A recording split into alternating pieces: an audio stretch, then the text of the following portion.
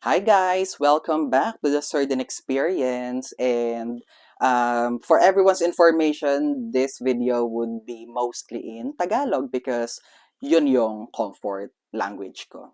My native tongue basically. So today I will tell you all about how the Certain Experience started.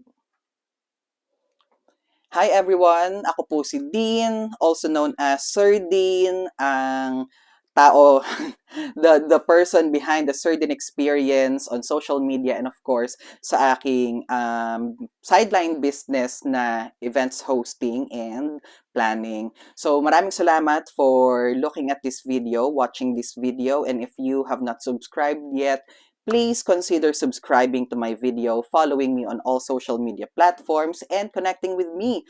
So, yun lang. I'm currently running towards 10,000 followers on my Facebook account, The Certain Experience. So, if you are hopefully enjoying the content, please help me reach 10,000 followers and then beyond. Kasi syempre, we don't stop hoping for better. Char.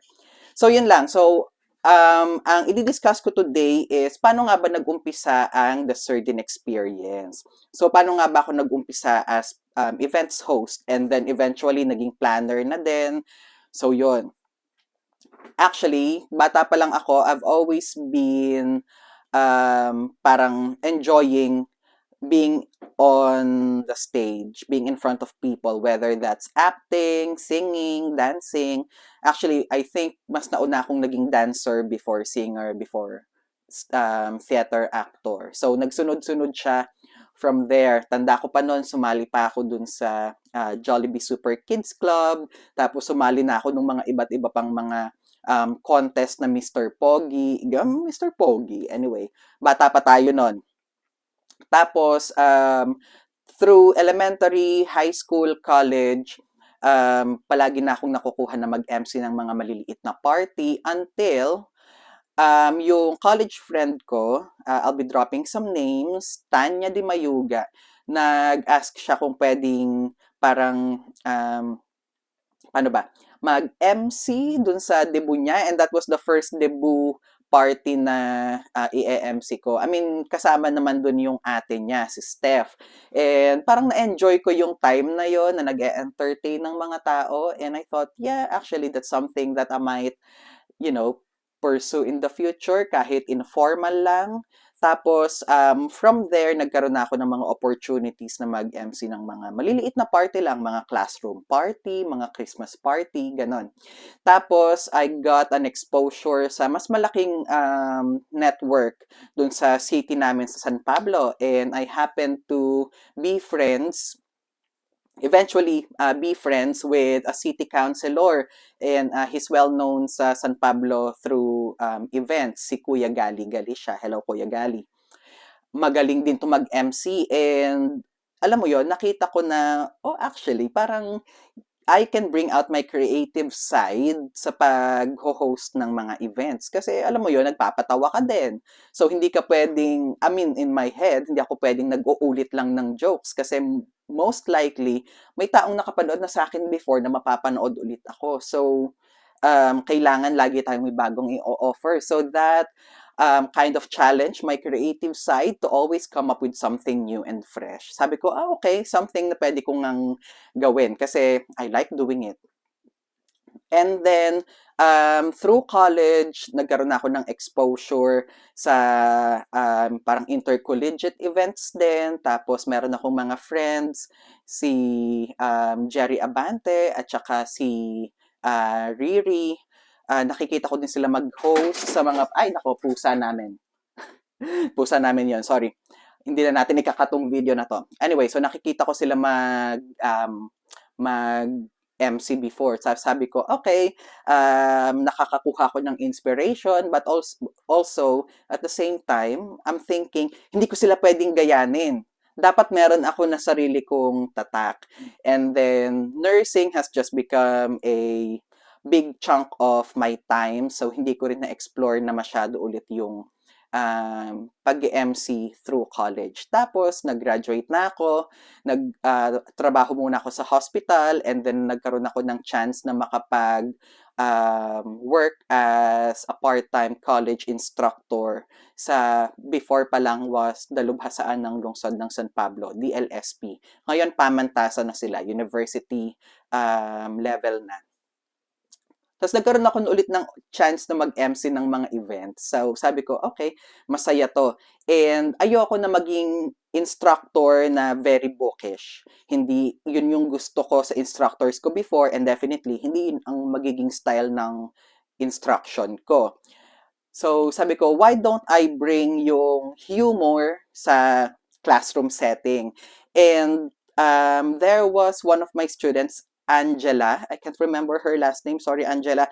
But she writes for the paper dun sa DLSP. And she has kindly thought it's interesting, my story as Sir Dean, from being clinical to being in the academe. Tapos how I incorporate humor in my way of teaching. Tapos na-feature niya ako dun sa paper ng school, ng college. Tapos, ang ginamit niya doon na heading talaga was the Sardine Experience. And nakakatuwa lang, from there, na-brand talaga ako na pag pumasok ka sa classroom ko, you will get the Sardine Experience. Kaya, alam mo, it actually all stemmed, the idea na tawagin siyang the Certain Experience, kasi may concert si Beyonce before na the Beyonce Experience, diba? Ang taas nung pangarap ko talaga, the Beyonce Experience. Tapos ginawa ko lang siyang the Certain Experience. And it clicked to the point na may mga estudyante who are not enrolled under my subjects, pero they just wanted to sit in my classes para lang ma-experience nila. Kahit nasa pinakadulo sila ng room, gusto lang talaga nilang makinood, basically. And I don't see any harm in that. So, pinahayaan ko sila. As you know, basta hindi lang kami over capacity dun sa kayang seating capacity ng classroom. I let them. And nakakatuwa talaga na as in kumalat siya hanggang sa nagawa na ako ng page sa Facebook. It's still the same page that I use now, the Certain Experience. Kasi ang dami ng mga students na nag-a-add sa akin sa personal Facebook page ko, and ayoko namang i-cross yung professional boundary by making them or accepting their friend requests while I'm still their college instructor. Kahit yung mga hindi ko din estudyante but wanted to follow me or friend me on social media. Hindi muna. So sabi ko, to connect, magawa na lang ako ng page na The Certain Experience until it blew up to the thousands. Tapos ngayon nga, I'm running toward 10,000 followers. Salamat po. And yun, dun ko na pinopost yung mga videos and photos, tapos mga memes na galing din sa creative side ko, whether that's about pop culture or education, yung local culture namin dun sa DLSP, mga video na kumakanta or sumasayaw ako, mga funny things lang, ganon. And then, eventually, I had to come here dito sa UK. Tapos, the Certain Experience had to step back again kasi syempre kailangan ko munang i-pursue yung pagiging settled ko dito as a nurse. Yung first profession ko talaga na nursing. So, ayun, nagpe-prepare ako for OSCE, and then eventually nung nakapasa ako sa OSCE at naging registered nurse na rin ako dito sa UK, ang pinaglaanan ko naman ng oras ko was making sure na, alam mo yun, I learned the ropes of how they do nursing here. Kasi syempre, ako yung dumayo dito, ako yung mag-a-adjust sa klase ng nursing nila. Tapos nung medyo comfortable na ako, eventually, yung mga network namin sa mga Filipino community and church, naghahanap ng mga MC. Syempre, I had to do it for free initially. Tapos yun, naging paid gig na din siya. I remember my first paid gig was an 18th birthday party. Tapos nakasama ko dyan yung Lola Maria's Catering. Tapos ang DJ that day was Erwin. And then yun, hanggang sa nagsunod-sunod na, hanggang sa naging word of mouth na siya na sinong pwede nating kunang MC, si Dean, ayan, si Sir Dean, ganon. Hanggang sa ngayon, I'm really thankful na because of my network dito sa The Sardine Experience, nagkaroon ako ng connections sa mga caterers, mga DJs and sound systems, mga events decors, balloons, souvenirs, and nagiging parang referral network din siya. Pag may kumukuha sa aking mag-MC, syempre nagtatanong na ako, may caterer na ba kayo? Meron na ba kayong souvenirs? Meron na ba kayong photo booth? May photographer na ba kayo? May sound system na ba kayo? Mga ganyan. And then when they say, actually naghahanap kami, baka may marirecommend ka, I then recommend mostly Filipino businesses. Kasi syempre, kung papanong yung journey ko na from no one until someone na nagkakaroon na ng network, gusto ko rin syempre dalhin yung kapwa Pinoy natin. And lucky enough for me, they also do the same for me. Pag for example, yung caterer, yung Carlitos Catering, isa yan sa mga mahal na mahal ko dito sa UK. Pag sila ang kinuha na caterer, magtatanong sila, meron na ba kayong host or MC? Kasi may kilala kami, pwede namin i-recommend. Ganon. So, alam mo yon, naging parang mutual siya na work, talagang hilahan pataas, which I'm very thankful for. And then, yun na nga, ngayon, I'm also expanding yung reach ng The Sardine Experience. Lucky for me na nakarating na tayo outside of East Anglia, nakarating na tayo as far as down south in Cardiff. Siyempre, nag-MC ako sa first birthday ng pamangkin ko doon. And then, towards the Midlands ba yun, sa may Aylesbury, Bedford. Nakuha din akong mag-MC para sa joint celebration ng mga my birthday doon sa Aylesbury. Sa lugar naman to ng isa sa mga college best friends ko, si Kimi. And speaking of college best friends, hindi ko makakalimutang i-mention yung Regala family, particularly syempre ang aking ate Wang na main person ng Sunday Restaurant sa San Pablo at ang kanyang mami ko na din, Mommy Edith, na talaga namang nag-support sa akin nung ba't ako naiyak? Nung nag-uumpisa pa lang ako sa San Pablo. As in, parang ilang summer na sunod-sunod na kinukuha nila ako mag-host, judge sa mga seeking contest kasi uso sa San Pablo yung mga tapusan, nung libot, nako if you know, you know.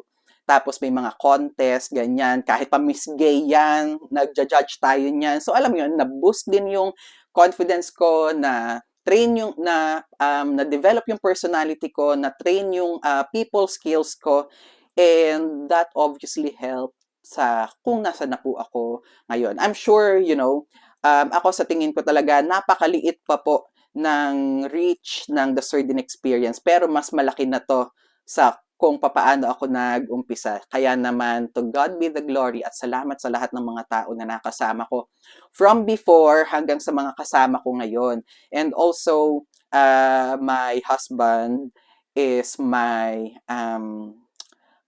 manager kasi siya nagmamanage ng schedules ko, personal work, and then itong sa The Sardine Experience. He also plans for the logistics kasi syempre yung travel, at saka yung arrival namin for the setting up, at saka yung pagbibriefing ko dun sa mga tao for sa mga behind the scenes ng events. Siya nagpaplano nun for me.